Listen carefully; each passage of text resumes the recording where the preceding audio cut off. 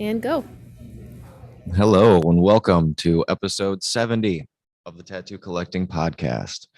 We are here with, of course, Fawn Baker and Ryan Harrell of American Tattoo Society. Sorry. We just smoked a whole bunch of weed. You know how it goes. Yeah, I was about to say with the Tattoo Collecting Podcast. American Tattoo Society. You guys are blowing up. So that's super awesome. I can't wait to talk about what you have going on with your shop and get to learn a little bit about you, Ryan. Awesome. Thank you guys for having me. I really appreciate you getting me on the podcast. Thanks for taking the time to join us. We appreciate it. Yeah, definitely. Episode 70, nonetheless. That's so cool. So would you like to take a moment and introduce yourself? Yeah, my name is Ryan Harrell. I'm the owner of American Tattoo Society. We also throw the All-American Tattoo Convention. It's me and my wife, Nicole. She couldn't be on today, but she's the one that actually started the studio, and she's been in the industry for a lot longer than I have been. So she's the one that started this whole thing. So nice. Okay. So are you also in the middle of opening some new shops? Did I understand that correct? We are. We have 6 shops right now. 2 of them are off base and 4 of them are on base. And then we have 9 more under development. Just so our listeners know, do you know how much hard work it is to have one shop? No, I can't imagine. That's exactly what I was just thinking. I know how much work it is to have 2 shops. Yeah. I can't imagine having 6 and then you said 9 more in the works. Right. That's fantastic. You guys, it sounds like you're kind of building an empire. Yeah, that's so awesome. We got some really great people, so it definitely helps out. So that's one of the things that I like. We work with Derb daily, so one of the things that's really cool to talk about with Derb is how valuable the right team is. In order to grow, you've got to have the right team of people around you, and you've got to delegate responsibilities to the right people, and it's almost like you've got to be a control freak, but you've also got to learn how to let go of control when you're giving it to the right person. Yeah, definitely. I can't imagine having that many studios and that many artists' livelihoods to be accountable for. It's a lot of responsibility. How many artists would you say work for you? We have right at 60. 60. Yeah, 60. Our on-base shops are a lot smaller. Mm-hmm. Our Fayetteville location right outside of Fort Bragg has 18 artists and 3 piercers and a permanent makeup artist. Jacksonville's it's 7,500 square feet. Our Jacksonville location is 5,000 square feet and has 8 artists there now. And then the other shops are a lot, between 3 and 5 artists, and then they travel. So we have a travel team that goes from shop to shop, usually West Coast. We have some West Coast shops out there, and those guys travel between the 2 shops and stuff. So helps us keep the shops full and stay busy. So that's fantastic. Yeah. So I'd love to hear the difference.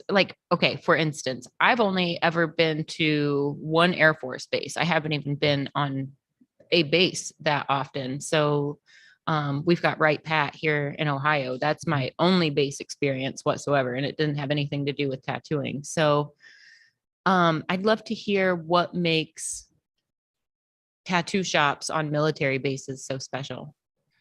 Tattooing in the military has been, as long as there's been a military, there's been tattooing. It's a tradition unlike any other. If you think back about tattoos, you think, well, they were either this, that, the other. Military is definitely one of those demographics that gets lumped in with tattooing.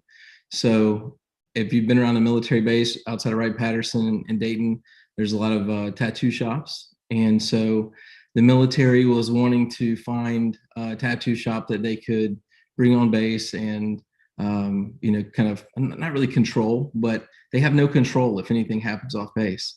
Mm-hmm. So putting us on base, and a lot of military bases, the folks don't leave. So, even at Fort Bragg, there's people from Fayetteville, Hope Mills, who don't even leave the base, and they're from here. So especially these young guys go to a place like Dayton, it's cold outside. They're like, well, I'm just going to stay on base because I have everything. They have malls on base. They have movie theaters. They have, everything. They don't have to leave if they don't want to. And so I guess they just felt like it was a good fit. And we happened to be able to do it. But it's we have a lot of young military members that come in who don't want to leave base, and that keeps us busy. So Very cool. Is it still, do you think there's more foot traffic on bases? Like, do you think there's still like, historically, you know, it was, you know, from what I hear, it was very much like the soldiers would come in when they got paid and they'd line up and they'd get tattooed one after another. Is there still some of that goes on? Like, is it still a very like heavy walk-in, like turn and burn kind of? sure. I mean, I think anytime you're a military payday, if you're on or off base, like even before we got into the tattoo industry, every business around base knows when, you know, when the soldiers get paid, when USA Right, deposits early, all that stuff. So when that happens, obviously we're busier with walk-ins, but most of our shops are so busy that it's almost set up like appointment only. Mm-hmm. So our all-base shops take a ton of walk-ins, but on base, everyone's, I mean, when the guys get scheduled to go to a new base, or girls, they get booked out as soon as we announce them. We've probably already booked them solid. So it's a much different, more laid back vibe on base because we don't have tons and tons of walk-ins, but the foot traffic is definitely there because they put us inside of these exchange malls, which are basically a mall. Mm-hmm. And it has their large like Walmart, Target type place. And then a lot of, you know, the uniforms, the store where they get their uniforms and all that good stuff. And there's a GameStop in there, GNC. So we're just, we're in there with all those folks that have to go in there to get certain things, and they see us. Well, large food courts, you know, like when the Fort Bliss food court has 30 restaurants. So, I mean, there's a lot to. You're right. There's no reason to leave. Yeah. I mean, you can eat right? somewhere everything. different every day of the month and still have variety. And we have guys off base that are like at Nellis, for instance, there was a Boston market, and there's no Boston market in Vegas and Nellis. So they would message us and say, can someone bring me some Boston market? I'll, you know, hook you up with some tubes or gloves or something, you know, when gloves were hard to find. Mm-hmm. So there's stuff on base that they don't have off base that, you know, so that's cool. And we're actually waiting on, I know you mentioned Wright Patterson, we're waiting on a bathroom to be installed there so we can get started on construction. So they want us to have a bathroom. So we're going to have the bathroom installed. We'll be right at nice. So you'll be right in Ohio with us. We will. We'll be right. That's fantastic. That is fantastic. That's fantastic. It's crazy to imagine like how proud you must be of your brand growing to that extent. I just, it's, you know, and how old are you? 42.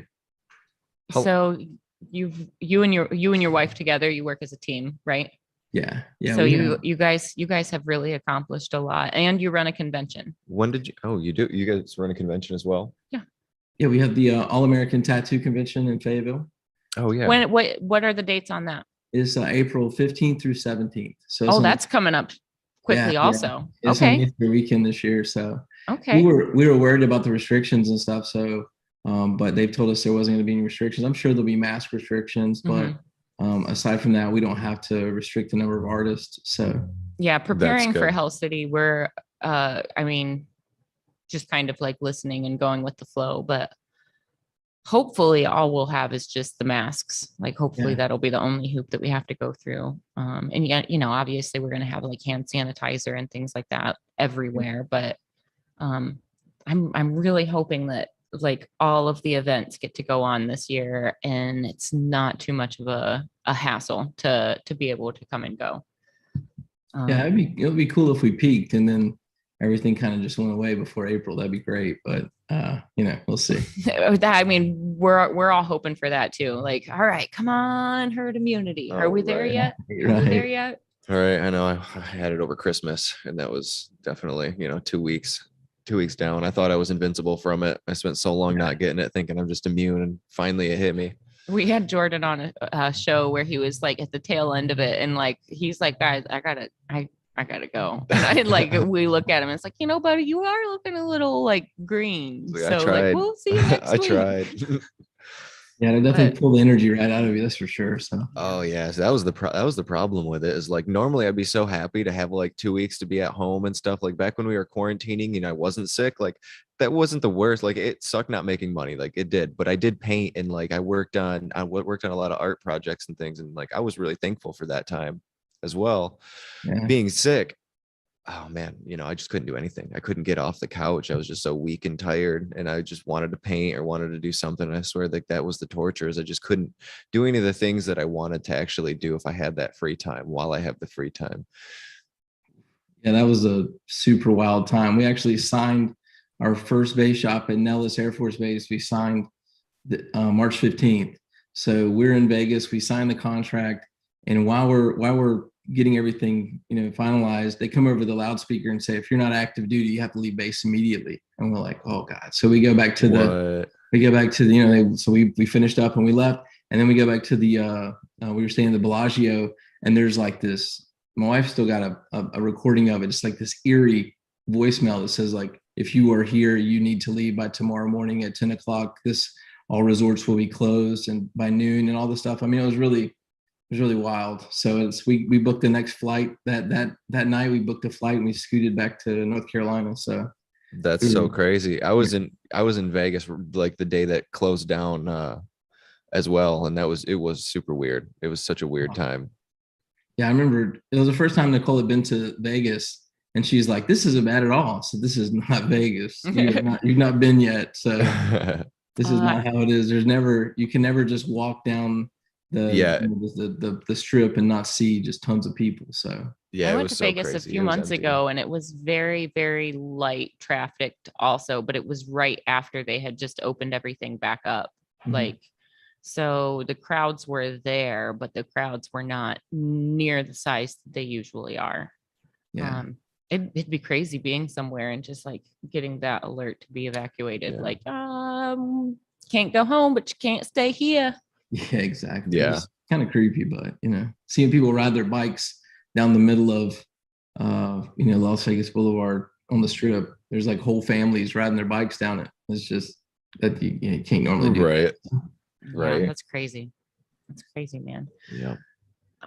Man, you got my like brain reeling about all the things that you've done and all the things that you're doing. So what states do you currently have shops in, and what states do you have shops coming? We have 2 in North Carolina right now at Fort Bragg. Sorry to put you on the spot. No worries. Yeah. No, we have 2 in North Carolina, one at Fort Bragg and one at Camp Lejeune. We have one at Las Vegas at Nellis Air Force Base. The second one we opened up was at MacDill in Tampa, which is an absolutely beautiful base. I mean, it's right on the end of the peninsula in the bay. It's just ridiculous. This is the prime real estate. It's paradise. But and then we opened up at El Paso, Fort Bliss, and that was our large Army base. We just finished right before, it was November, we finished up in Keesler in Biloxi, and then now we're working on the Biloxi base isn't open yet. We had some paperwork and some different stuff that Air Force had to finalize. So it's even though it's ready to rock, we're still waiting on the confirmation for the opening of that one. And then we're going to be back in Texas at San Antonio Lackland Air Force Base. We have Fort Benning in Georgia, which is going to be our next Army base. We have Travis Air Force Base in California. We have Dayton, Wright-Patterson, Fort Drum up in New York, Watertown, New York. I think they have like 5 feet of snow right now, so I'm glad we're not building out there right now. Yeah, we have these are just the ones that are under contract right now and are in build out. The rest are coming. We have basically every large Army base will be on, including the one right outside of where we are now in Fort Bragg will be there. So we're just waiting on the approval process from every branch is different as far as how they are approved to have an ATS on base. And then their approval process once they actually are selected to make sure that they have all the stuff in place, because some of these places they don't have outside health departments, and because it's federal property they can't come on and permit us. So we have to work with local health authorities to get them on base and all that fun stuff. So once we get approved to go somewhere, it takes us a little bit of time to do the logistics of who's going to approve us, who's going to permit us, and who has the ability to. So That's crazy to think about. I mean, I guess it should be a given, but to think about how many extra hoops that there are going to be to go through to have a shop on base.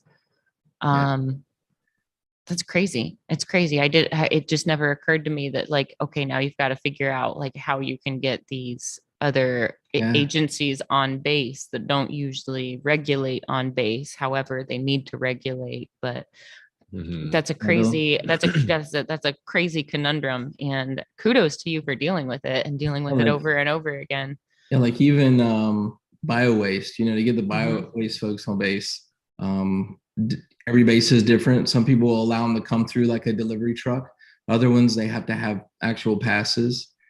So it just kind of depends. And there's different security levels at every base. Like Nellis is tied to the Area 51. When I said they're a lot stricter than say MacDeal down in Tampa. So certain people, I can't have certain tattoo artists on certain bases because of, criminal history and stuff like that.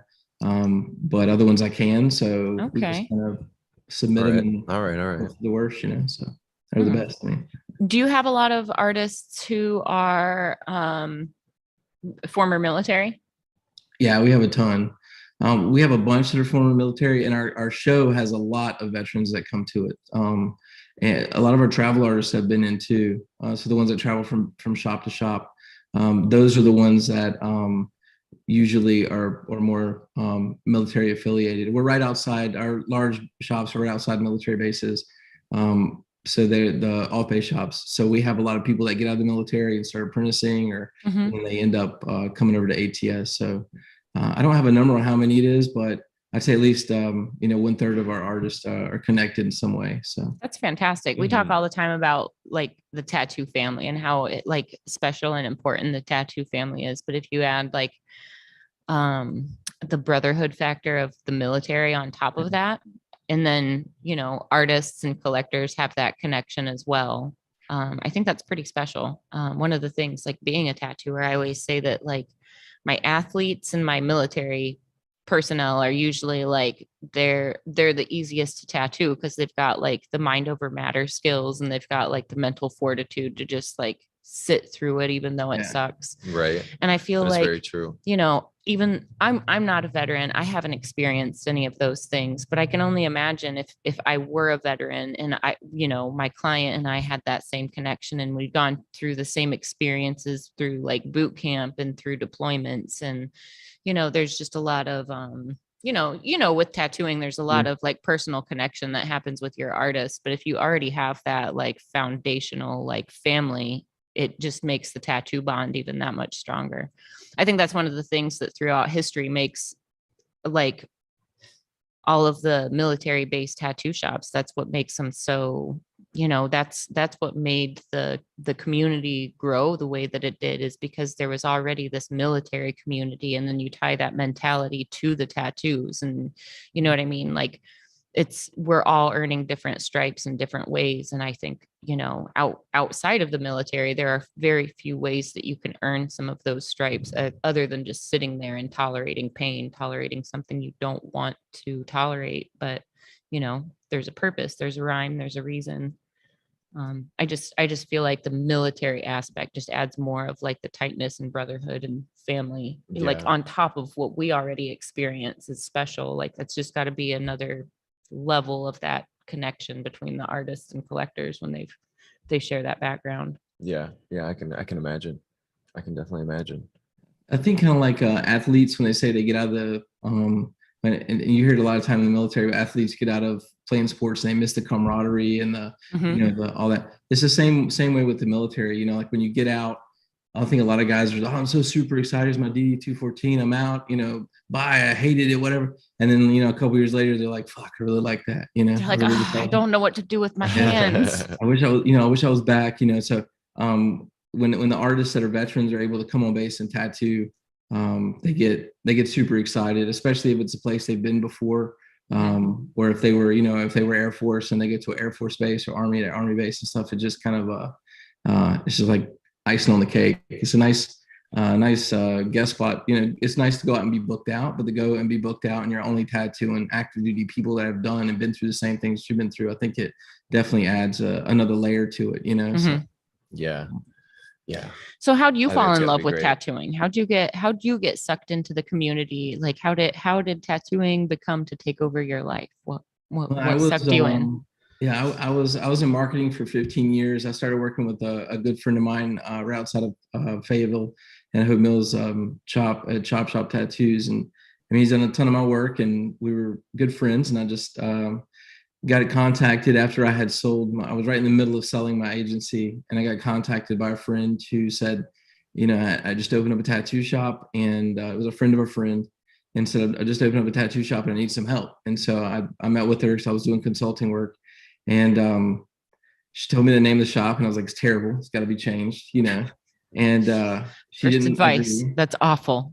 Yeah, she says, "Oh, and we didn't agree on that, and I still charged her, and she still talks about how I charged her. I said, "Well, I'm in business to make money, you know." So, and then you know, she contacted me a little while later. We started talking. We ended up getting super serious, and then you know, I got involved in the shop obviously that way. So I just remember going and working one day. She had the counter staff issues. She needed somebody to come in and work. So I worked around the counter. It wasn't busy. The guys didn't come until later in the afternoon. I remember thinking, shit, man, this could do really well. This is right. We're in a prime location. It's been a shop for a very long time. The shop that she bought. You know, this is a really good opportunity. And so I came back with this plan. I said, this is the plan. This is what you need to do. She's like, I can't do that. You know, it's not something that I can do right now. She was still teaching full time.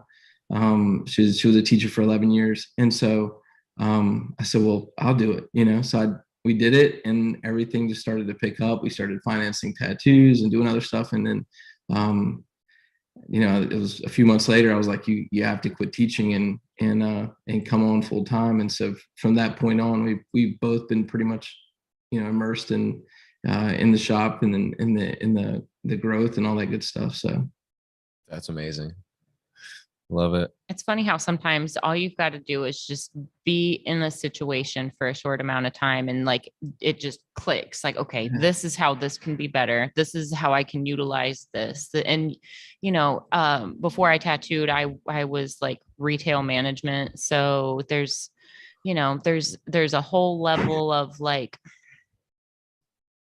understanding the psychology of the customer. When you understand that psychology, you just start seeing things. And it's like, okay, if we do this, customers will react like this. If we do this, you know what I mean? Things like floor plans, layouts, flow of traffic through a studio, how your eye travels when you walk in the door, how your eye travels at the entrance of the building. How do you catch the customer's eye as they're driving or as they're walking? Like all of those things, like once you start understanding like, and that was always exciting for me in retail. And that's I don't know. I just always love that about retail. It's like if you understood psychology, then all of the design that goes into retail and all of the design that goes into marketing, all of that boils down to psychology. And once you start playing with psychology and then that psychology gets somebody's attention, now you have the responsibility to deliver quality. For sure.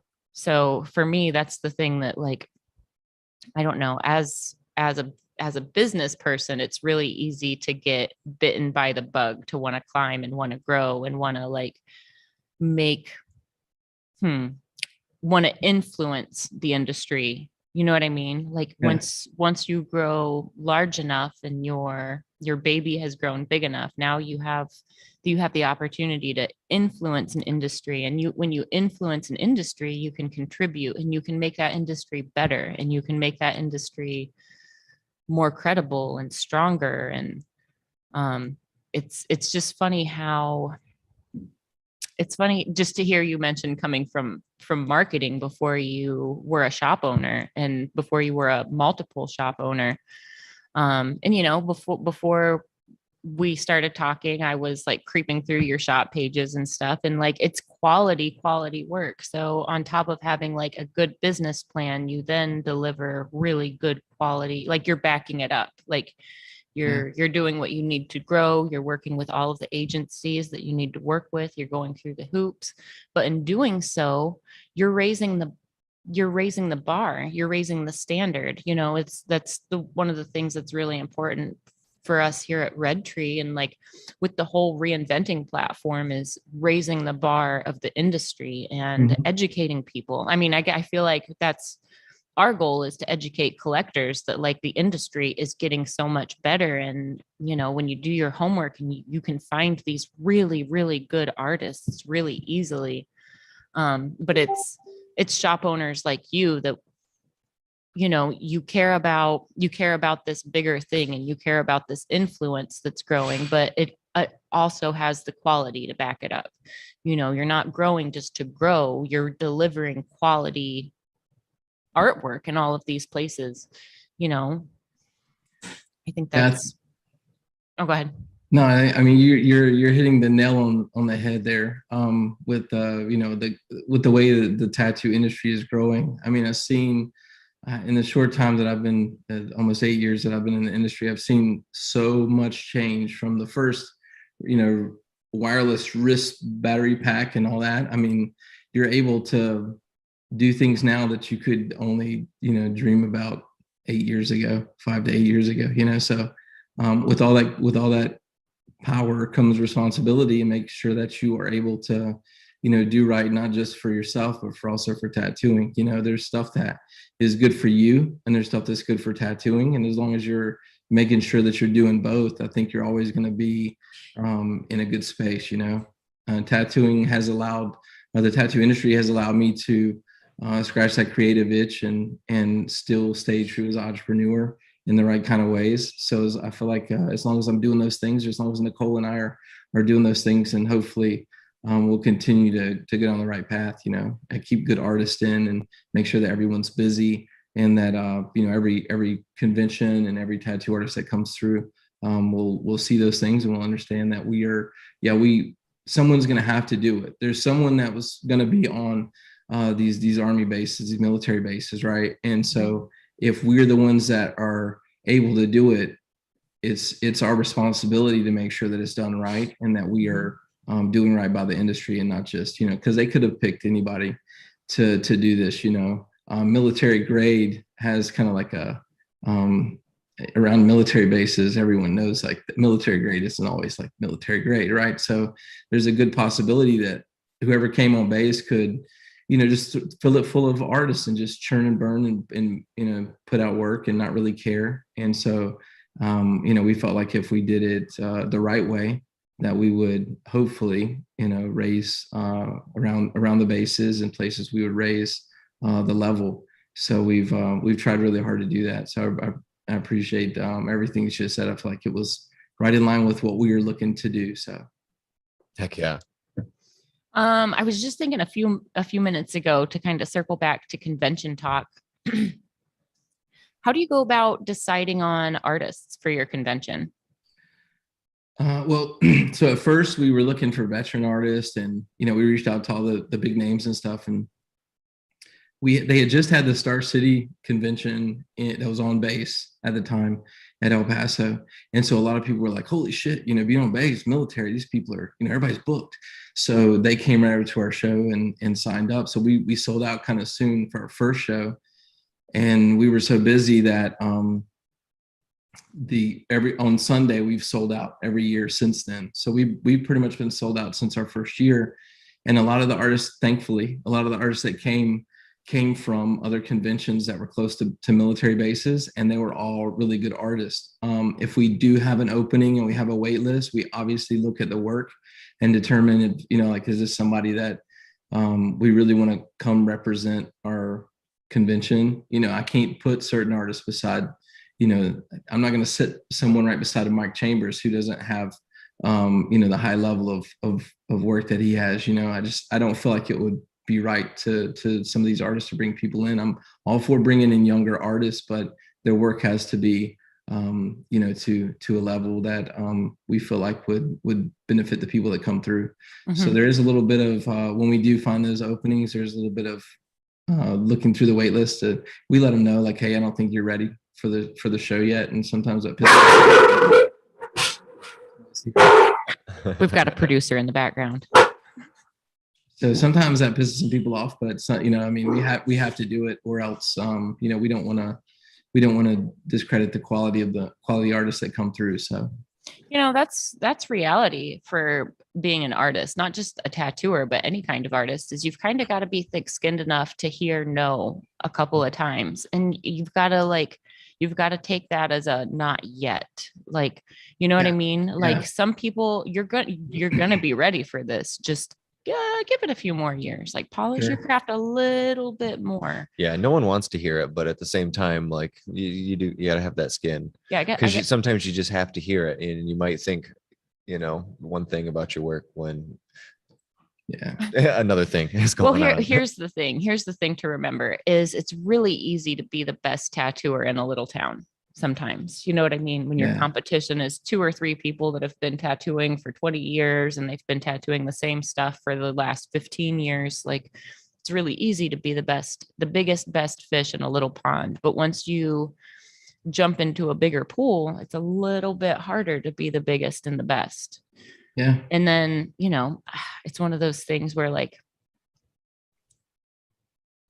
it's just one of those, you know, you might get turned down, but that's just part of the journey. You know, if you get turned down, don't get a chip on your shoulder. Don't think that like you've necessarily even done anything wrong. You got to take no's as a not yet critique.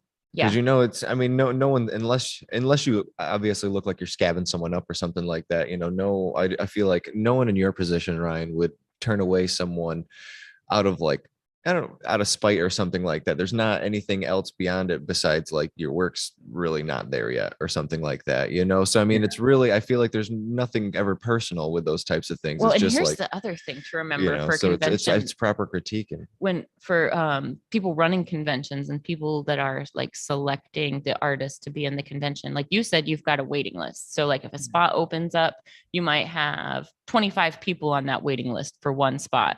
So of those 25 people, you're going to want to look at like the very top 5 of those 25 people. So it doesn't mean that those 25 people were bad. They were good enough to be on your waiting list, you know? So it's another one of those, like, even if you are good enough to be here, it's just not your turn. There's just so many solid people here.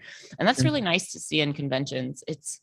It can be frustrating when you're an artist that wants to get into some of the more exclusive conventions, the more like education oriented conventions.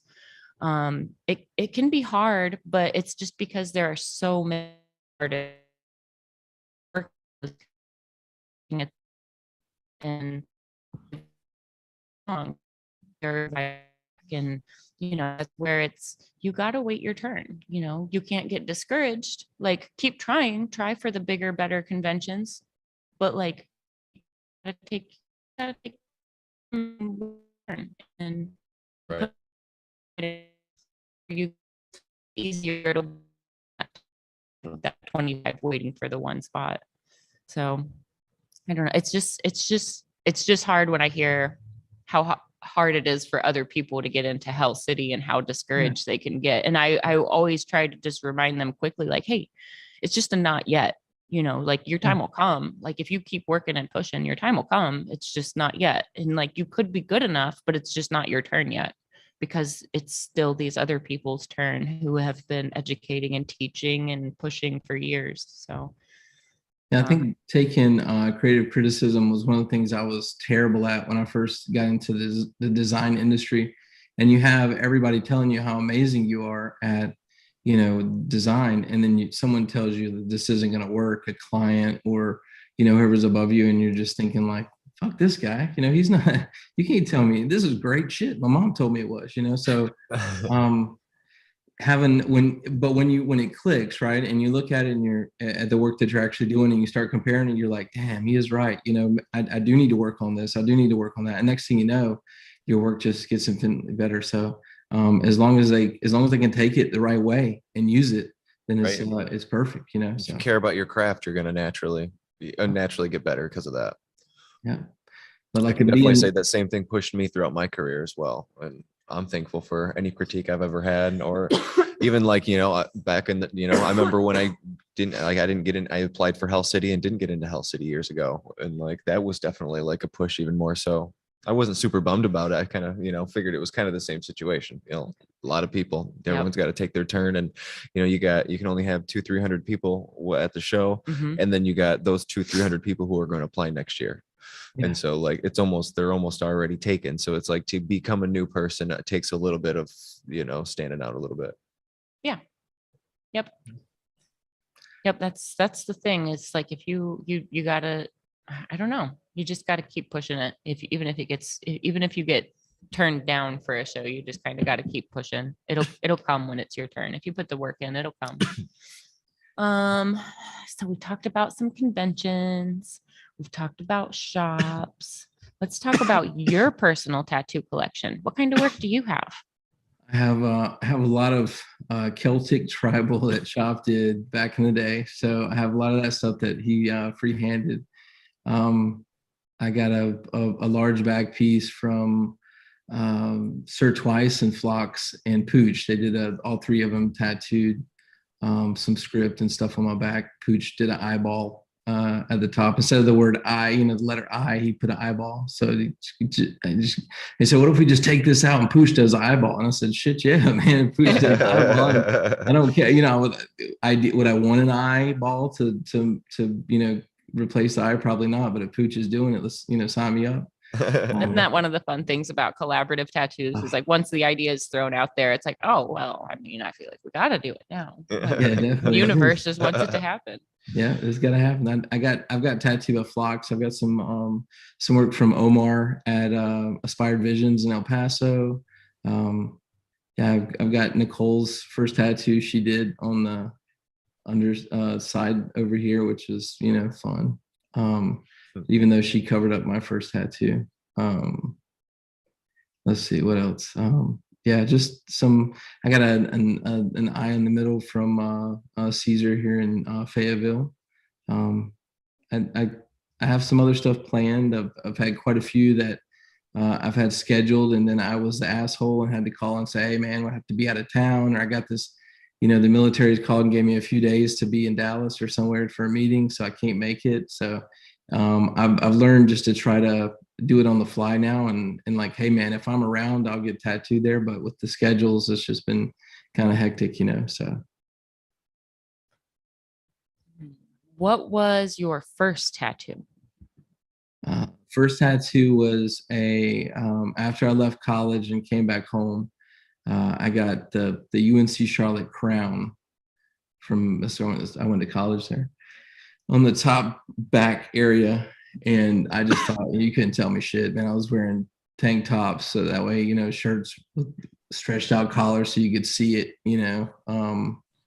Oh yeah, see this tattoo, bro. Oh yeah, I've been had that. That's it's not a big deal. It didn't even hurt, one of those deals. So it was even though you were like scrunched up like this the whole time. Yeah, I went with some buddies and they were like, man, you were all scrunched up. No, it wasn't. I guess I was. I don't know. And then he got tattooed and he said, yeah, I guess you like to draw, right? And the artist looked at us and said, hell no, man, I suck at drawing. All I'm doing is tracing, man. This is easy. And he kind of turned around and we both looked at each other and was like, holy shit, should we be here right now? But he did mine and it didn't turn out too bad. So we stuck around. So yeah, that was a long time ago. 2000 probably. So 2000, man. I think 2004 I got my first tattoo. Okay. How long ago did you open your first studio? So Nicole opened at the beginning of 2013. She opened 2013. Okay. So she opened in 2013, and then in 2014, July of 2014 is when I kind of came into the picture. So we renamed the shop the following year. So it was called Skin Prick City, is what she originally. Okay. I don't know if I would tattooed there just based on the name. I was like, I don't know about this thing. I don't know. Based, like I do branding. There's I can make anything work, but like this is not, so we were lucky enough to procure the name and get the trademarks and all that good stuff. So it's so amazing what a name change can do for a business. There's so a shop that I worked at while I was in like a transitional period before I came to Red Tree. A good friend of mine bought it from another tattooer a few years beforehand, and said owner didn't have the best reputation around town. He didn't do right by a lot of clients, and he just like let anybody tattoo that he could make a little bit of money off of. So that led to a lot of like poor quality work. And anyways, so she bought the shop, kept the name, and like 2.5 years later, she's he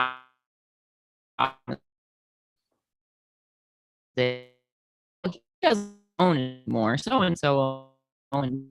But long story short, after changing the name of the shop, and within like 6 minutes or 6 months, business had completely flipped. Like it allowed the community to know that there was a huge change. Like when there's a drastic name change, now everybody knows that it's somebody different in charge, and to give that business a shot again. But she was unfortunately just carrying a lot of like his bad reputation along with like her new, like she was putting a lot of money into remodeling and like making the business more presentable, making it more professional, making it cleaner, like all the things that you do. She just didn't think it would help her to change the name. And I was like, no, change the name, change it. Like whatever you change it to anything. And it flip-flopped the reputation. And now she's like solid. All of her artists are super booked, and now that there's a name change and people understand that it's a totally different team of people and artists, they don't even worry about the things from the previous owner. Yeah, our studio, when Nicole bought it, it had went out of business. The previous owner had he got convicted for killing a guy, and so yeah, that kind of had there was a little bit of stigma to the it didn't happen very nicely. Yeah, it sounds like she needed to change the name, maybe even more so than the shop owner that I'm talking about. But like, so to move into that space and then have a name, like I don't think that it, even though it was different from the previous shop, I don't think it's differentiated enough, for people coming to the studio. So some of the stuff was still different, but it definitely, when we switched over to American Tattoo Society, it really made a huge difference. I mean, it was, we were already busy, but it was a whole different level. So I love that you've got society in your name too, because it goes back to that community, that brotherhood, that like that family camaraderie that we were talking about earlier. That's such a good name choice. It's great. And especially being on now, do all of your shops carry the same name? Yeah. We're all excellent. We're all American Tattoo Society of. Even though the signage and everything says American Tattoo Society for registration purposes and stuff, it's American Tattoo Society of Jacksonville and Nellis and whatnot. But we're all American Tattoo Societies. So yeah, that's fantastic. Yeah, it's really good when you start to see like the continuity, and then when people travel from base to base and they see that name, they know it's part of the same family. They know there's a chance they might meet an artist that they know if your artists revolve and travel between the studios.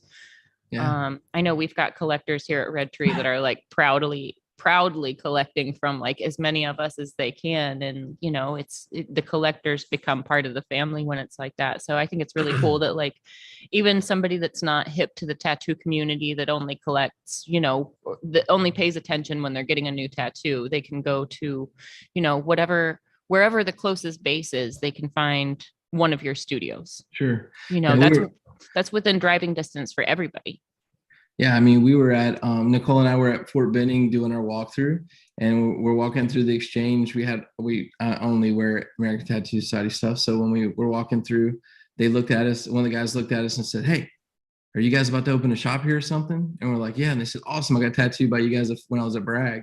That's gotta feel so good to hear. Like, that's awesome, man. Or when I'm on a flight into a small base like Biloxi, and they're like, "I got tattooed at Nellis," or because if you're going to Biloxi for only a few reasons, to gamble and go to the the Keesler Air Force Base. So when you see people there and one guy had a sticker on the laptop, and I was just like, man, this is awesome. It's definitely it's cool. Even if it's our small military world of tattoo collectors, it's still cool to see the guys on base get excited when we come through. So I don't know. It's pretty special to be like, I don't know. I feel like as tattooers, once we start to build a reputation for ourselves and our communities, we're kind of like local celebrities. Like we go into bars, people know who we are. We go into restaurants, grocery stores, people know who we are. We're like, we can't get gas without seeing somebody that we've either tattooed or somebody that wants to get a tattoo from us.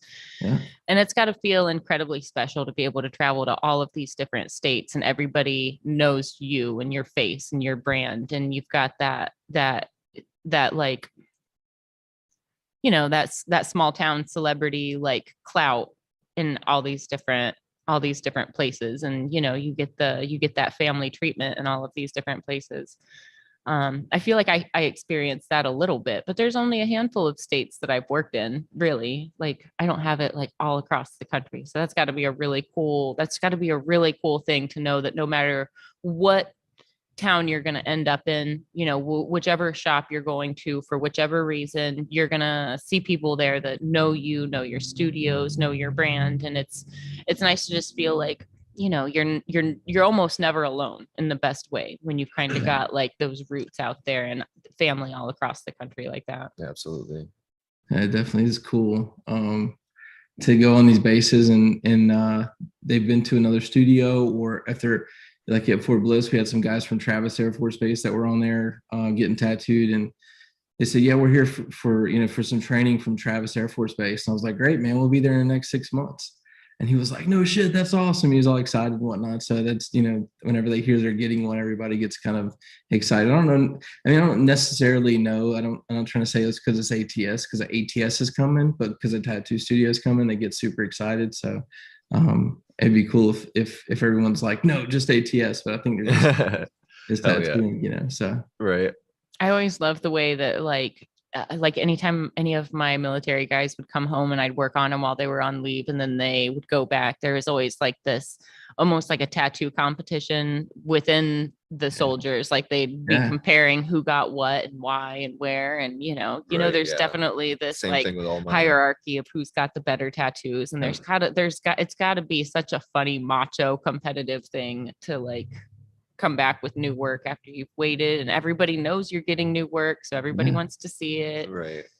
Yeah, I feel like we forget sometimes how excited we were before we got into the industry. Like being hunched over all day tattooing, I'm sure that you guys are like, oh, another one of these, but that person's been waiting for months to get tattooed, and they're just fucking jazzed. And so whenever they're able to get that tattoo, you're like, they're figuring out what they're going to wear to the appointment to get tattooed and all that fun stuff. So yeah, it definitely plays a huge role when those guys come back to the barracks and start showing off their stuff and they start getting judged, and someone's like, oh, you're like, you got some blowouts or something, because they heard it on Ink Master or something. So yeah. Then they come back to me and was like, what about this line? And we're like, it's fine. Who told you that? So yeah, right. I love hearing the competitive stories. They're some of my favorites. I love hearing like my clients go back and they're showing stuff off, and they'll be like, oh yeah, da, da, da. And like sometimes I used to do a lot of real dark, like not necessarily evil, but like dark black and gray. So it was always fun when I'd hear the stories of, they'd be like, your dude did so da, da, da, did good, da, da, da, whatever the thing is, and then they drop that it was the girl that did it, and they'd be like, what? That always made it fun, especially when it was like huge chunks of like crazy dark black macho, right? Just didn't look feminine. Yeah, or something like. Yeah, I wouldn't say some of my tattoo work's kind of feminine, but most of it's not. Yeah. Most of it's I'm so used to your color and work that like your black work is like, I feel like I get hints of it, hints of the black work, but it hasn't been as prominent as your color work, so I'm not as used to seeing your black work. but I know you're very capable and you do some amazing black work. Sometimes they still sneak on my schedule. Like some of my original black and gray collectors, I still work on them. Right. I've seen a Most couple my of new those. stuff is I've seen a all- couple of all those. color. Yeah, I've only got one color tattoo. I got it from John Dump down in Fayetteville at Best Ink. I got a lot of black. I mean, everything else is black and gray. Some realism from Max Ray and George Wybe and some other folks. But my yeah, the back piece was definitely the wildest tattoo I ever got. It was a long time of them drawing and taking smoke breaks. So I've never been worked on by Nice. 3 people at once, but I've definitely had 2 people like working in tandem. And then I've also had 2 people like tag teaming, and it's pretty exhausting. It's nice to get so much work done and then have one heal. Like I'll take yeah. being beat up and sunburnt one time. That's awesome.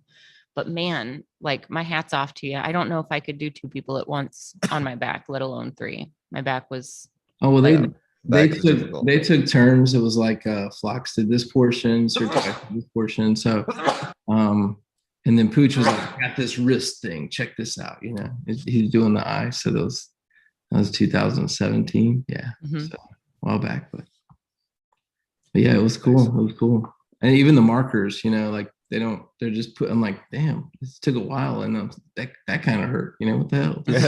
Right. Even the Yeah. Sharpie hurts. yeah, it's And I feel it's a that. funny thing about back tattoos. Like you feel like, okay, this is as bad as it's gonna get, and then they get into another area and it's not so bad, and then it gets like worse than it ever was, and it's like, okay, this is as Yeah. worse as it's gonna get, and it just keeps getting worse.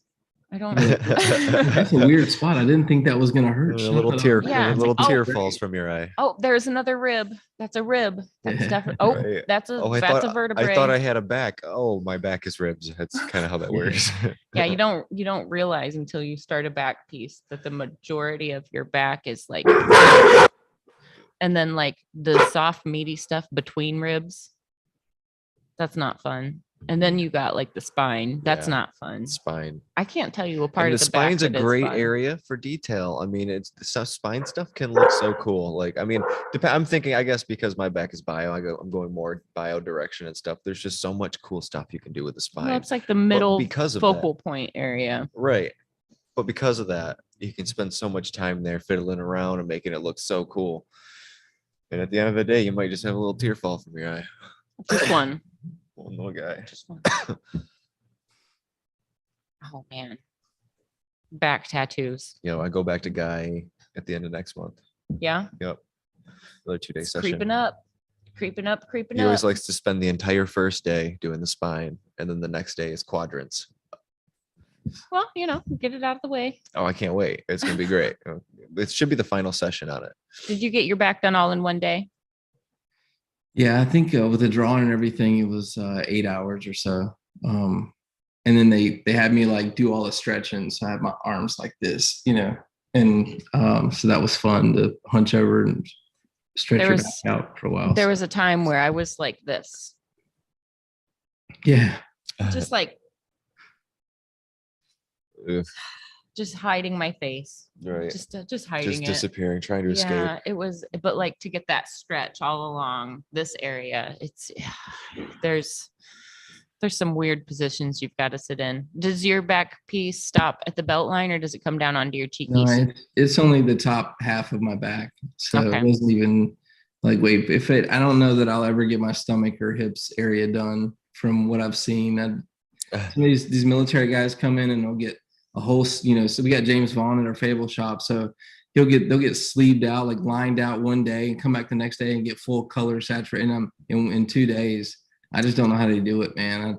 To be fair though, James Bond works like a madman. Oh yeah, he's insanely fast. Yeah, Insanely he's fast. so fast, and his work is clean and good. And then when he does, like, I really like watching him work at conventions because he just gets the line work in there so quickly. Like it blows my mind. And then I see it the next day, and it's beautiful and it's settling nicely. And then he comes in with the I want to call it like watercolory kind of technique that he uses to color, but he saturates so efficiency, but he uses that skin tone so efficiently. I don't know if you're like James Bond is a total clown, but like if you're not hip to his work, look up James Bond's work and like your mind will be blown. He does entire sleeves in 2 sessions. Like, Yeah, am That's I wild. See, exaggerating? I He's can't that No. fast, I can't right? imagine No. either, but that's amazing.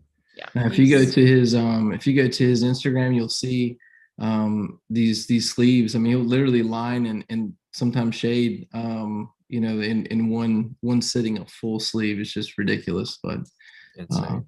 and he doesn't wipe. You're watching him thinking, how the hell do you know what you're doing right now? You're not wiping anything. And he's just wipes, and then there it is, perfectly lined tattoo. So That's awesome. I'm sorry, I guess I gotta step out for 1 second. I gotta pee real bad. Here we go. I'm gonna screen share some of his work that we're talking about because like I occasionally dabble with like Japanese inspired work, but it's not fast for me. It's very like I need to concentrate. I need to work on pulling super clean, beautiful lines. And it's like he just does it effortlessly. yeah, Let's see. no time. I mean, the first time I met James was at a convention, and I was walking through, and Scotty Whitaker was with me, and he said he started this real early. The convention hadn't opened yet, and he's lining guys' back. I mean, this is a full back from collar to ass cheeks, and so he's lining it. And Scotty says, "Yeah, he's going to finish that today," and I was like, "Right, he's not going to finish." I thought he was joking, and yeah, sure as shit. I mean, the next morning, the guy's coming by to get judged, and he had a full back piece from the convention. It was, all day long he smashed the dude's back. I don't know how he stood it, but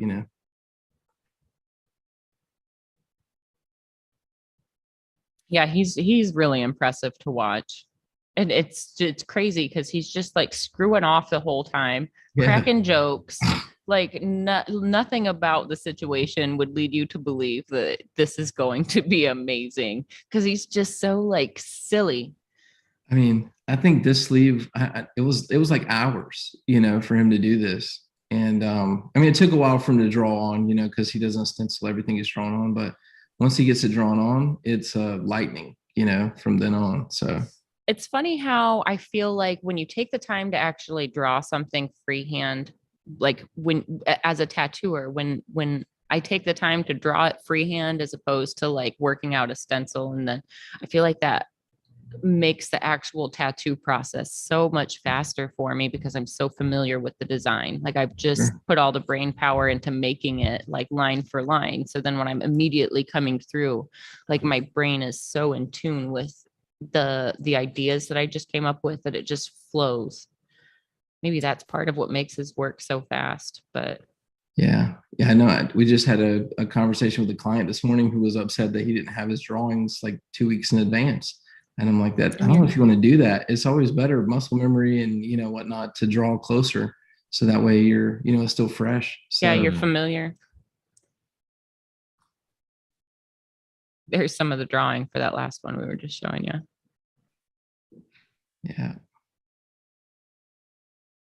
Yeah, James.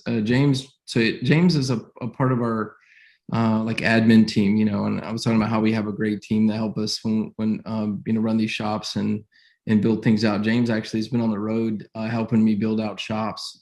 He was at Tampa at MacDeal, and he was at Fort Bliss the whole time. I mean, it took us 2.5 weeks to build that shop out, and he was there the whole 2.5 weeks. So, nice. or right at it. So he's swinging hammers and cracking jokes and farting and all that wild stuff. Yeah, James and I have a couple of mutual clients. They're still up here in the Central Ohio area. So I've kind of always watched James's work all along just because like they had nice work like super early on in my career. And it's I don't know, he's like lightning. He's like lightning in a bottle. Whatever he So does, fast. he's just a really hard worker. So like when we're building out, he's the first one up and the last one to leave.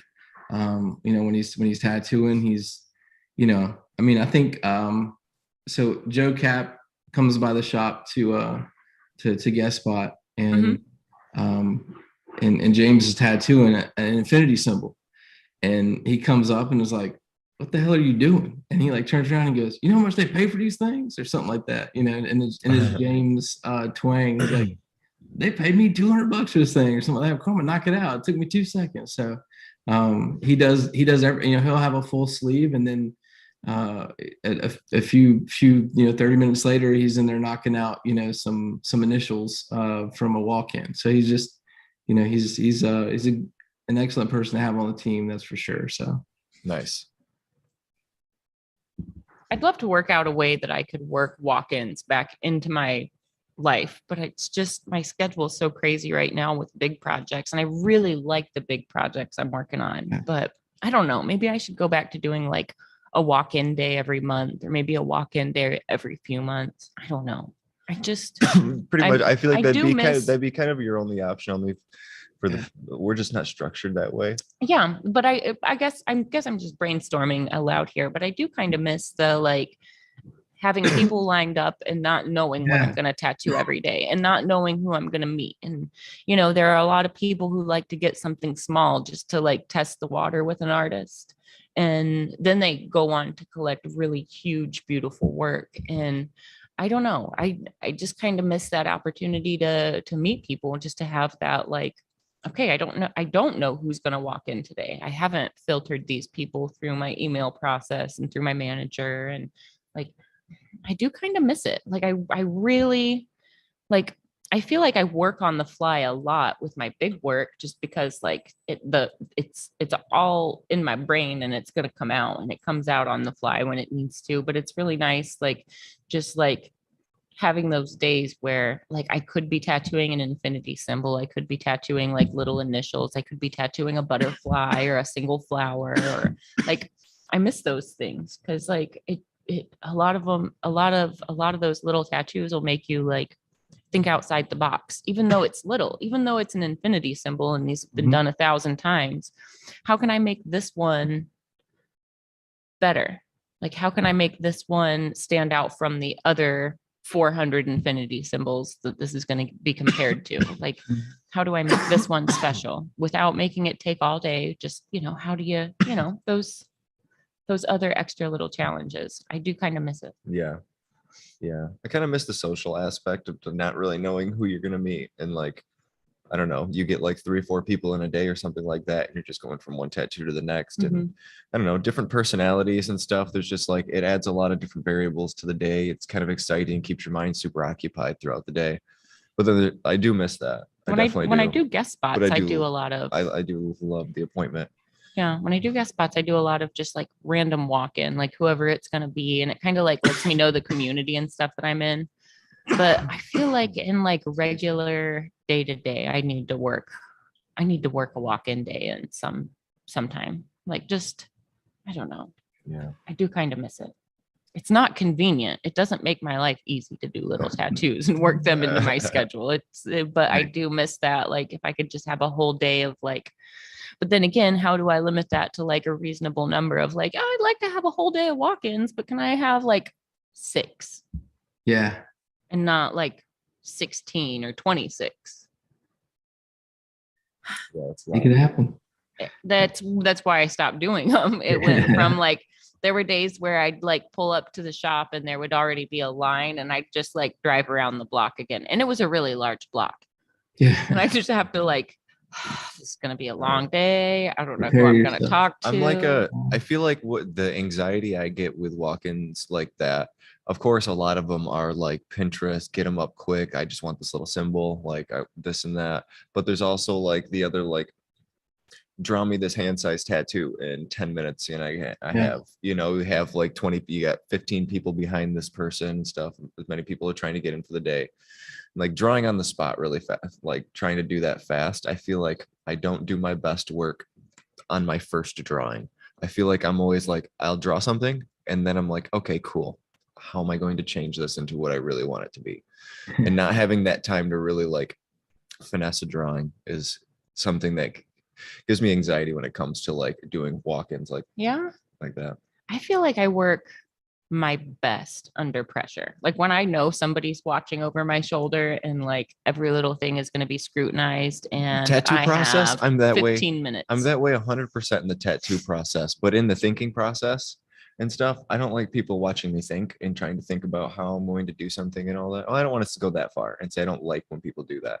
But I don't know. That's always been something with the walk-ins. I don't mind it. But then again, I also like pull my clients into that conversation so much that like either the picture's there or it's not. And if the picture's not there, I need to ask them a couple more questions. And then as soon as the picture's there, it's like, okay, well, here's what I'm thinking. Fair.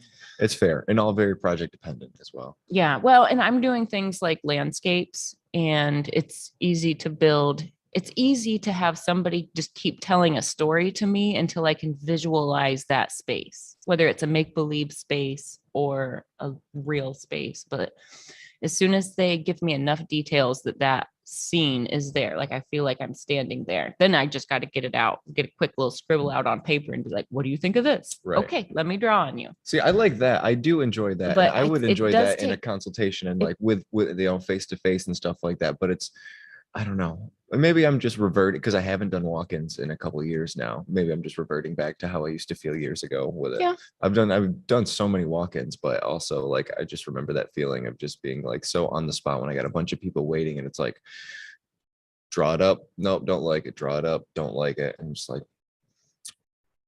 I don't know. I feel I don't like,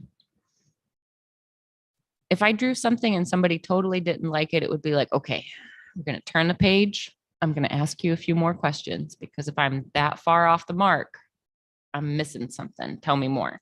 So right. then that's where it's like, it can become very frustrating, but I've learned that instead of letting it be frustrating, just turn the page and start from scratch, or maybe not necessarily start from scratch, but like ask a few more questions. And to be fair, maybe these tricks came from when I worked at a sign shop. Like I was the graphic designer and installer at a sign shop. So like as you know, a business owner would come in with t-shirt ideas or lettering for their car or like new lettering and vinyl wraps down their hauling trucks. Like you'd have to, what I learned is it's really hard for the average person to describe anything visual in words. Do you agree? Yeah. Yeah. Like- I think it's wild that you just said sign shop, because I would tell designers that came in and I'd look at their portfolio and I'm like, you're overthinking everything in here. You need to go to work at a sign shop for a little while because it's fast paced. People coming in wanting this, or 6 signs and, you know, banners and all kind of different stuff to get You done. got a half hour to come up with 6 proofs. Yeah. When you know they're going to pick the first design and then change the lettering to the whatever lettering that was on the 3rd design. Like you already know that before you show Right, it to that them, fast- but you got to yeah. come up with the 6 designs, and then they still have to have the element of control to make you Yeah. do more. I got a lot of respect for that tattooer mindset who are in like any artist mindset, a graphic designer who can keep up with that, can really work with someone's idea back and forth like that and keep the patience with it. I mean, all of us tattooers have been there or are there and deal with that all the time. But I feel like, especially when you're in a fast-paced tattoo studio where you do have 10 tattoos lined up for the day and you got to do that, I feel like you got to be so ready for people to be like, no, don't like that. Or, you know, This having could- to this design could 10 different explain- tattoos in a day. I never really thought about it like this, but one of the things that I've always like chased in my tattoos is I want you to be able to look at it from like 50 feet away and be like, oh, that's what this is. Yeah. And then once you get closer, you just get more details of the story. And I feel like maybe that comes from like brainstorming about big eye grabbing like 100%. billboards and signage. Like you want somebody to get it at a glance, and then the more time they spend, the more of the story they get.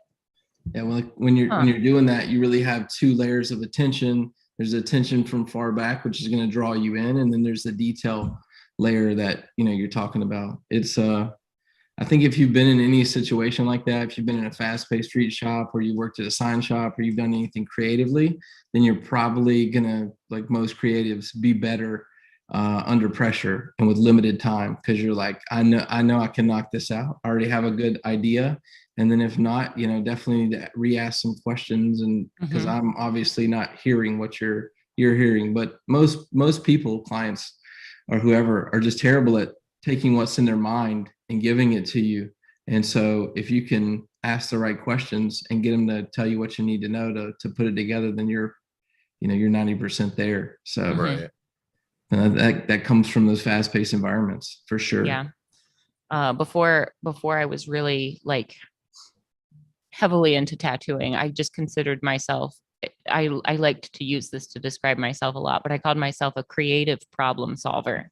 Like, if you have a creative visual problem, let me help you solve it. Like, it doesn't matter what it is. It doesn't matter whether it's, I've got a friend who does like high-end custom like boat paint jobs, like speedboats and race cars and things like that. But like, we'll be looking at like something that's like 16 layers deep, and he'll be like, what do you think of this flow?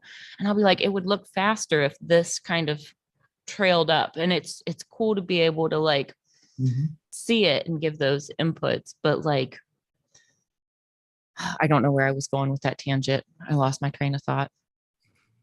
That's okay. Every time I start talking about like boat paint jobs, I start visually jumping down that rabbit hole because it's so technical and Getting so farther away crazy. from the And point. yeah, I don't know. Visual problem solving. That's where I was going. Like, wherever there's a visual problem, like something doesn't look right, we can fix it. Or like, you need something to grab somebody's attention, let me help you. Like, oh, you need a tattoo fixed, I got you. You need like whatever the like visual problem is, it's like, just tell me what you need and the picture is going to pop into my brain what we need to do. But it's not that easy for everybody. Sometimes it just takes a little digging. Sometimes I think there's almost like a touch of like intuition between me and the person I'm talking to as well. Like, sometimes it's not even in words where like the pictures come from. Sometimes it's in somebody's body language, and Right. sometimes it's in, I don't know, the unspoken things that can't really be translated into words. Like, there's that like energy exchange. And I think that changes the way my brainstorms go and the way my sketches happen. I don't know. It took me a long time to realize that it's not that easy to get into somebody else's head to get what they're visualizing out. Right. Just learning how to ask the right questions. Yeah. Yeah. It's not easy. And that's something that like is incredibly important to being a good tattooer, is being able to interpret somebody else's idea, to look at something that somebody's not happy with, whether it's like a scar or an existing tattoo, and how to take that and make it into something that is better, something that they are going to be proud of, something that they envision. Sometimes it just happens and it's really easy. Other times it takes work, but I have to remind myself all the time that it doesn't come that easy to everybody. Like, not everybody has like design and sign shop backgrounds and things like that to like give you the tools to like pull the words out of another person's mouth.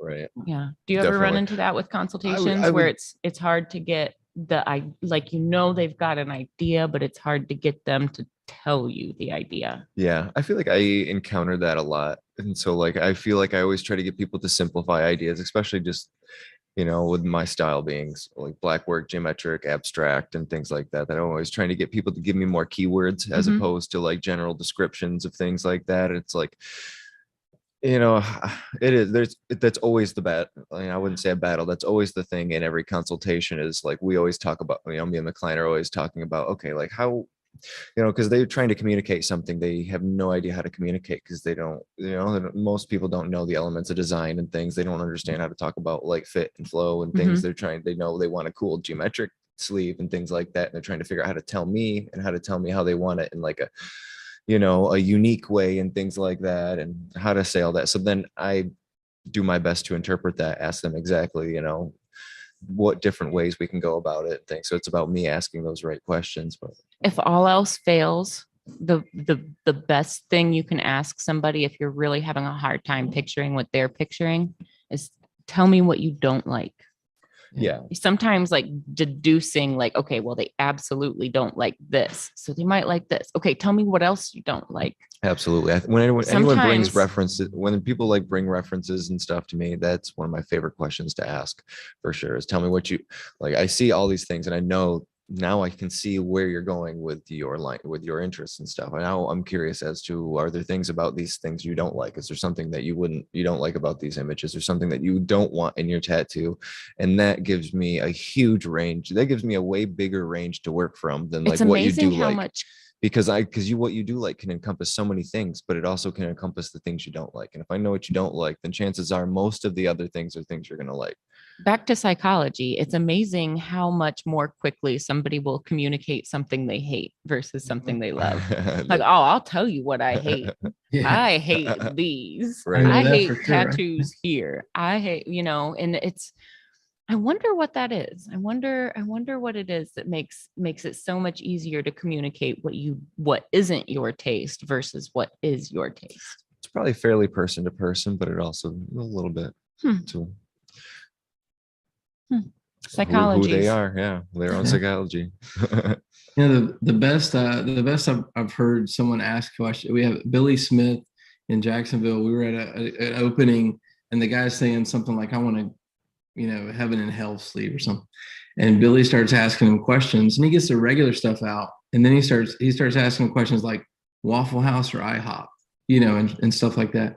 And and I'm looking like, what do you? I mean, I've never done that creatively. I've never Getting a feel for the person. exactly. So he's getting like a feel for, okay, what direction am I going to take this? And I'm like, damn, that's in my 15 years of doing design and creative stuff, I never did that. And it kind of helps push you down a path. And I think that's kind of the what don't you like type thing. Now I know what you like and what you don't like. So I can kind of So I love this. I love the small talk in a consultation when people first come in. I definitely like to spend like 15 minutes if I can talking to people at least about like who they are, what their job is, where they're from, which usually all leads to some more discussion and stuff. And then maybe we find similarities, or like find things, they start talking about something they're interested in and things. And, then we're just able to elaborate on more ideas outside of just the tattoo. And so then we can start to hone in on the tattoo once I start to get a feel for who that person is and stuff. And sometimes it leads to super awesome stuff, because then I realize like, oh man, you're interested in this and this and this. Cool. Well, I know it might have nothing to do with our tattoo, but it still gives me a general range of the things that you might be interested in. And how cool is it when you're actually doing that drawing, right? And you've had all that small talk and something that they just said kind of off the cuff in one of your conversations, you work into the design, and they're like, damn, I didn't even know you were listening, that I had, kids or whatever, So those are the coolest. Yeah. Those are the coolest little details that you can work in. And that's where like you have to just pay attention to your clients and listen to their stories. And when you listen, the ideas just come. Yeah. And it makes it personal. It makes the tattoo about them. Because like ultimately, like as tattooers, like we don't make the tattoo industry. Like it's collectors who make the industry, and collectors who like pay our bills. And it's always about the collector, whether it's our custom design, the client's ideas, like it's always about the collector.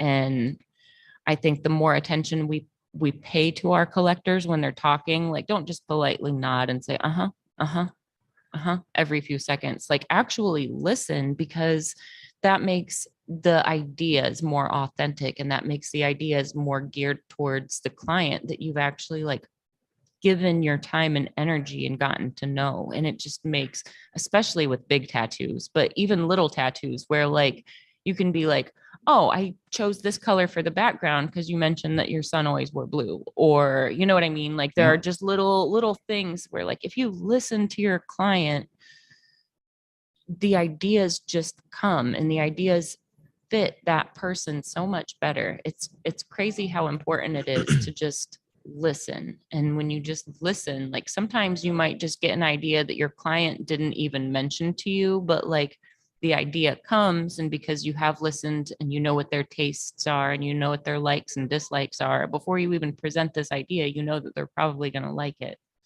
Yeah. It's incredible. Like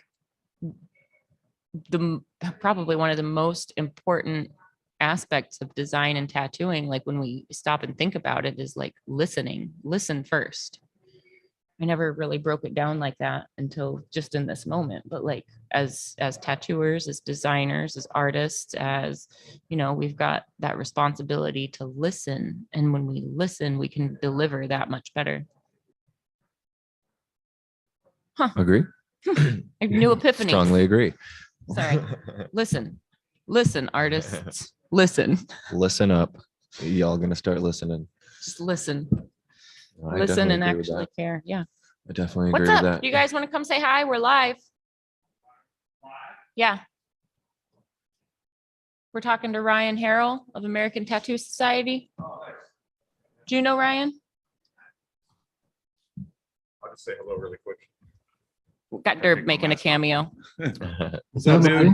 How's it going? I'm showing a new artist around our shop here, so but I want to jump on and say what up. I'm not going to interrupt you. Yeah. Derb was on, what was the show you were on yesterday? Bridging the Gap? Yeah, Bridging the Gap on Yeah. Tattoo Now on the Reinventing platform. Nice. Yeah. About tying together the older generation of the newer Yep. generation. You were only on for about 40 minutes, right? Yeah, it was about 40 minutes.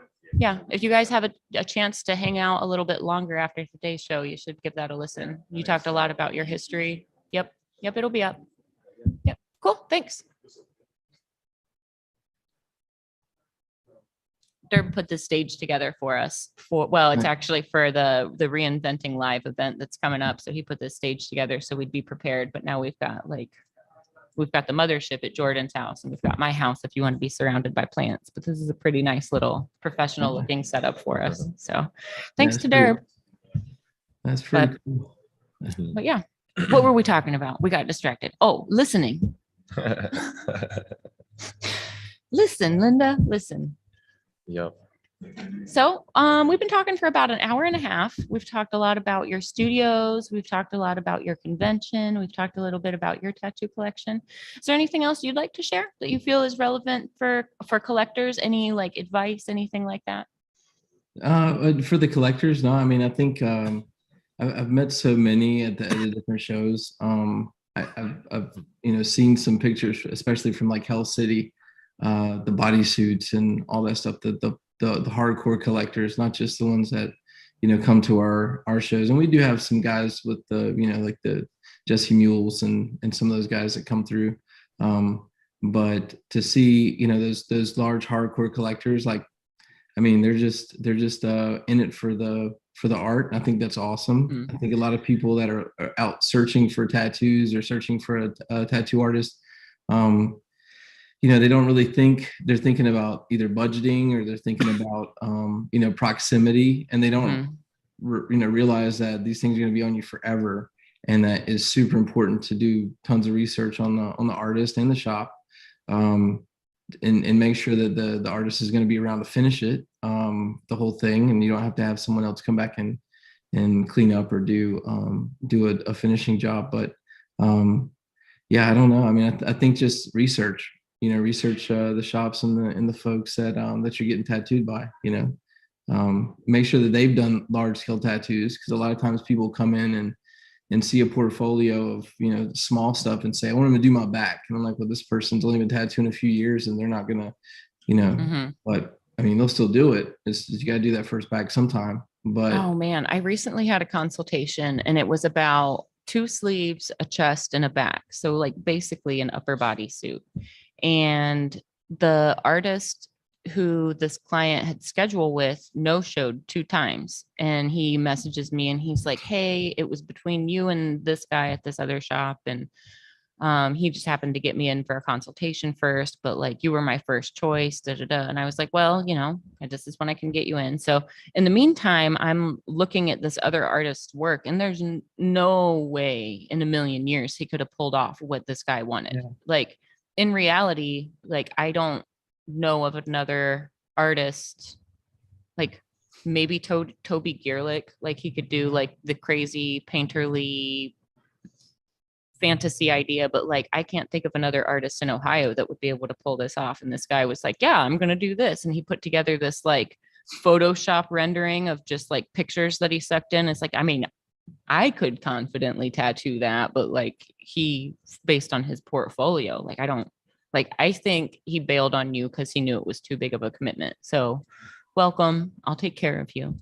Be patient with the process. Oh, the artist bailed. Yeah, the artist no-showed 2 times. Like he showed up for his appointment 2 different times and the artist no-showed, not the client. I wouldn't like if a client already I've never skipped out on no-showed somebody twice, I'd I've probably never no-showed anyone in my entire career. Wow. I have been sick. I have had to reschedule. I've never just like not shown up for somebody.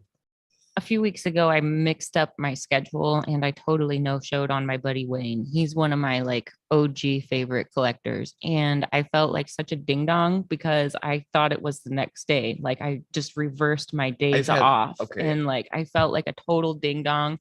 But like, I guess I have had that. You're right. I have.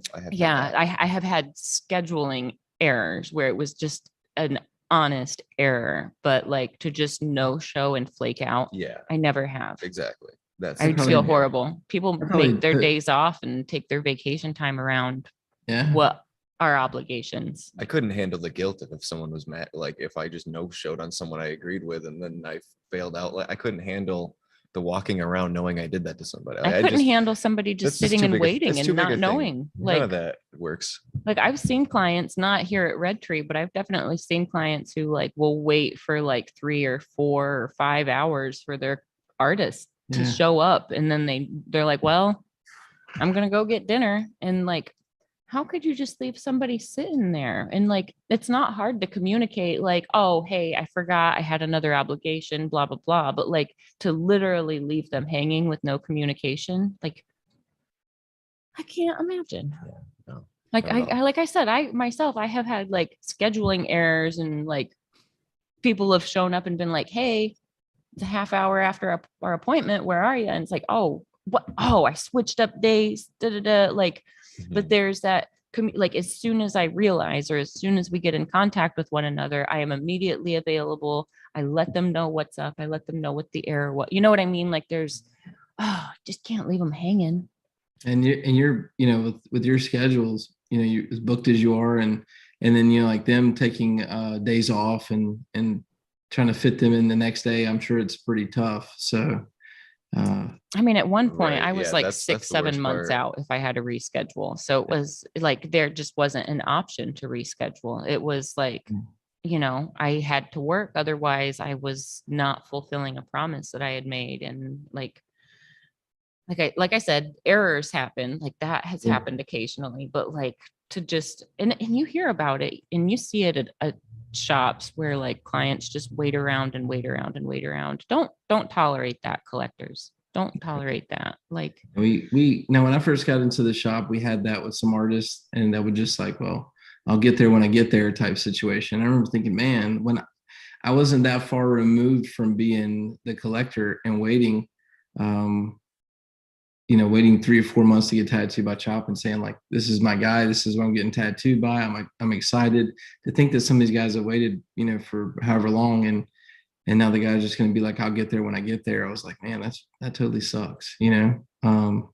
Luckily we don't have that anymore. We might have some mix-ups every once in a while, but we don't have anybody just deciding that they feel like working that day. So no, my collectors are so important to me. It really doesn't matter what's going on in my life. It pauses when it comes time to work. And, maybe that's a therapeutic thing for me too. And my mental well-being is that I can just, everything else pauses when my appointment starts and my client is, the only thing that matters. Mhm. I feel like that's what collectors deserve. You know what I mean? Like they do put their life on hold to get tattooed and they seek out good artists and they wait for us. So like the least we can do is give them 100% of our time and attention. Like they've waited for it and Mhm. they deserve it. Yeah. And like as a collector, I like being babied. So I like giving my clients the treatment that I wish I always got. And the artists that have worked on me have been incredible. Nobody's ever like brutalized me or anything like that. I mean, I've had brutal tattoos, but my artists have been very gentle and very kind with me. But like, I just feel like there's such thing as tattoo karma. Like yeah, the better you are to your clients and collectors, like the better your artists are going to be to you. And like the better clients are going to come to you. And like, I don't know. One of the things that I'm really proud of is a lot of my clients compliment my bedside manner and like Yeah. how much I do baby them. And I mean, I have collectors where we'll hit, 8 or 9 hours of actual tattoo time in a session. And you can't achieve that without babying Yeah. your client. You know what I mean? Like you've got to work with the pain, you've got to work through the pain. I don't work to make my client tap out at 4 hours. I try to Sure. baby my client so I can get as much done with that day and use as many of those hours throughout the day, because that equals like less days in pain. Sure.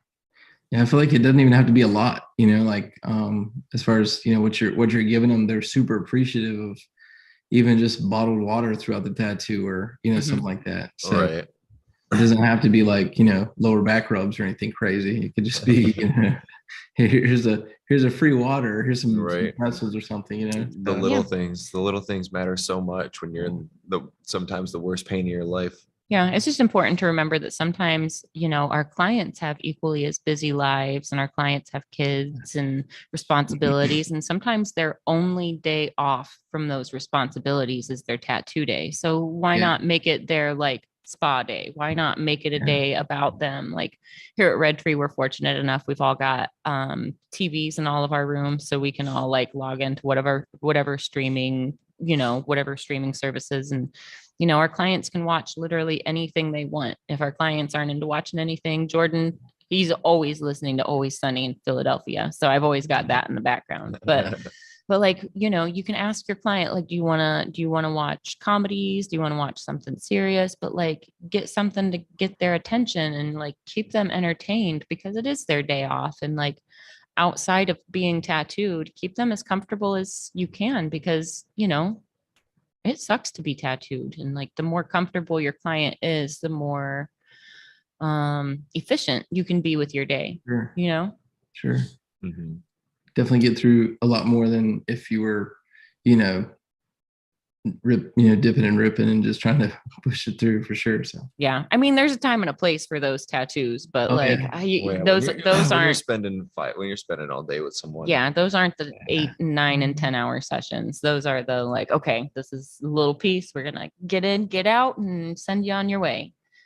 But all right. Big Well, ones are a journey.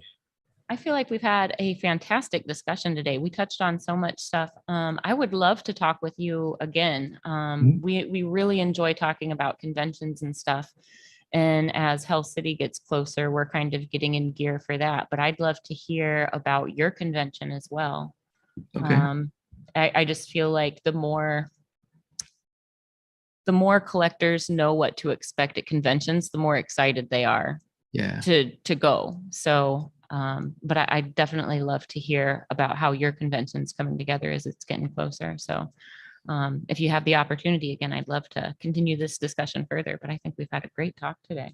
Usually we go like 3 hours, but we've really talked about a lot of meaty things with you. So yeah, I think it'd be cool maybe get Nicole to get on next time we talk about the show, or our operations, Angie, who helps with our operations, Angie Smith. So we got, like I said, we got some really good folks on our team, and I think that any of them could definitely contribute a ton to the collectors that watch the podcast and stuff. So our goal is just to, there's not a lot of platforms out there to educate the collector. There are still some magazines and stuff, but I think so many people are just on their phones and in social media and just on videos and podcasts.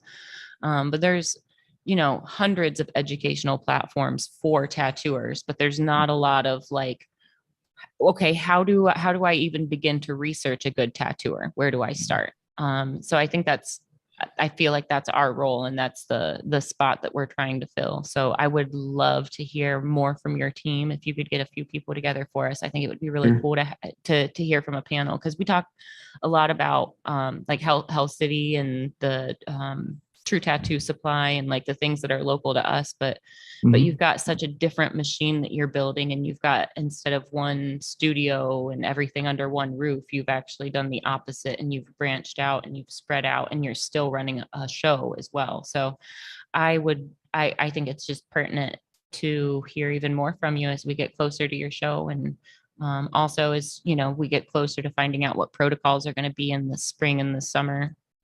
You said your show's in April?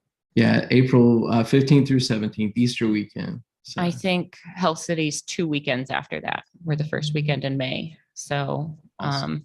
so I think it'll be really cool to just kind of like compare and contrast how our shows are coming together. You know, I only get a little bit of gossip from Derb and his team as we're getting closer, but I just love for collectors to know what to expect and to be excited and to know that like there's tattooing going on, there's entertainment going on, there's, you know, these things are family friendly now. And for sure. So there's the contest aspect to it. You know, a lot of people are, you know, scared to enter and put pieces in because they don't know about going up on stage and, you know, stuff like that. So just educating them about the convention and what to expect is huge. We have a really good contest at ours. I mean, I know Hull City's contests are legendary with some of the work that we've seen up there, but you know, there's a lot to take in at a show besides just finding a tattoo artist and getting tattooed. And so, especially at our show, when we start the show off, we have some of the veterans parachute team jump in to like kick the show off. So they jump in into the parking lot and land, and then we have the folks from our motorcycle club here that do the POW missing man table, and then the show's open. You know, so that's pretty cool. Yeah, and you get a little bit a different feel at every show, and so everybody in our family is military, and we're the only ones that my wife and I that didn't serve. So we grew up here. We became a little desensitized to the military because we're around it all the time. Our windows shake all the time and all that fun stuff from the bombing that happens on base, but for practicing. And so, you know, the people that come here usually are veterans or have been around the area for a while, and they're used to it, and it's just a different feel. So I think coming to shows like that, or Hell City, or some of the big shows in New York, or you know, Gettysburg or wherever, it's cool to go to these shows and see how different they are. Before we did our show the first year, we did 25 shows. Nicole and I went to 25 shows to see, just meeting people and talking and seeing how they were ran and what we liked and what we didn't like. And we went to so many cool shows and so many wild places. It was awesome. I think collectors would do good to go to some of these shows and research the artists that are coming there and really get the whole experience, you know, from the contest to the acts that happen in between contests, and the cool vendors and the food and all that good stuff. So before we went live, we were talking about the Detroit show. Are you going to the Detroit show this year? No, in years past, we had talked about going. We have some guys from the shop that were from Detroit, and we've all, so yeah, we're going to go. And then COVID happened and we weren't able to make it out. It would be cool to go to. But I don't know that with our schedule with these new base shop openings and construction and stuff, I don't know that I'll be doing a ton of shows. I'm going to make it to Philly for sure. And hang out, because I think that we'll be in between builds then, so that'll work out perfect for us. So other than that, that's really the only ones I know that I'll be at. Our team will be at a lot. We have a convention team that goes, and that's a part of being at ATS. You get the opportunity to be on our travel team and do conventions and stuff. So we get to spread the gospel of ATS and All American Tattoo Convention and all that cool stuff. Spreading the gospel. Love it. Out there for the That's fantastic. All right. Do you have any handles you want to throw out where people can reach you, reach your studios? Yeah, the studios, American Tattoo Society, one word, all lowercase, is the handle for our main account. And then from that account, you can find all of our other accounts, like our Fayetteville location, Jacksonville, and all the base studios. And we also have created all the bases that are coming, all those accounts. And so as things progress towards opening, we post progress pics and stuff. And then there's the All American Tattoo Convention. It's just All American Tattoo Convention is for our convention. So you can check those out. And, you know, if any artists want to travel, we do our travel team, if you're going to do 2 weeks, we'll fly you out and put you up in a Airbnb for a few weeks while you make money on base, and we book you solid. So hit us up and let us know if you're interested in traveling. So Well, that sounds like a fantastic Yeah, plan that's awesome. you've got going.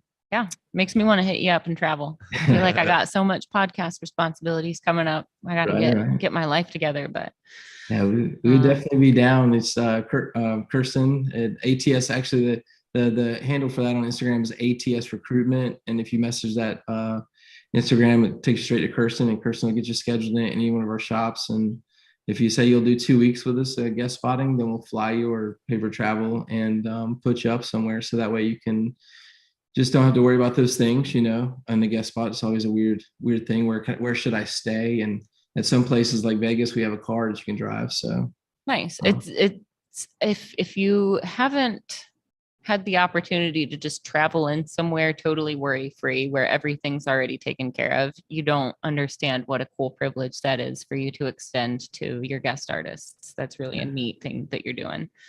yeah, definitely. You're like, well, all my shit explode when I flew. I got to deal with that. Plus, I got to deal with, where do I go find my car and all this, that, Kirsten's like, here's your hotel, here's this, here's that. This is where you pick the keys up for your car. This is where the apartment is or the house is for you. So we try to make it because you already have to do certain things like get base pass access and stuff. So we try to make all those things as easy as possible. So that way it's just not another thing you have to deal with when you're traveling. So yeah, that's really cool. That's a neat little thing that you extend. That is amazing. Yeah. That's great. All right. Well, this has been episode 70. We've made it. nice. I mean, I don't know what the goal was, but we've made it. Goal is to make it to 70. I don't know what the goal is. I mean, We got way make it more to as go. many, right? I mean, Yeah. 71, 72. All right. The goal is to make it to each one.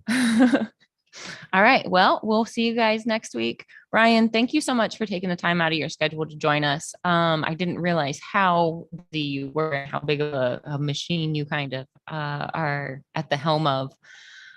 So I definitely appreciate your time and thank you for sharing about your studios and yourself. And we definitely look forward to talking to you again. Heck Awesome. Thank you guys for having me. I really appreciate it. Anytime you need anything, let me know. But yeah, thanks again. I really appreciate the hospitality. So yeah. Awesome. Heck yeah. Thank you so much, Ryan. All right, guys. We'll see you all next week.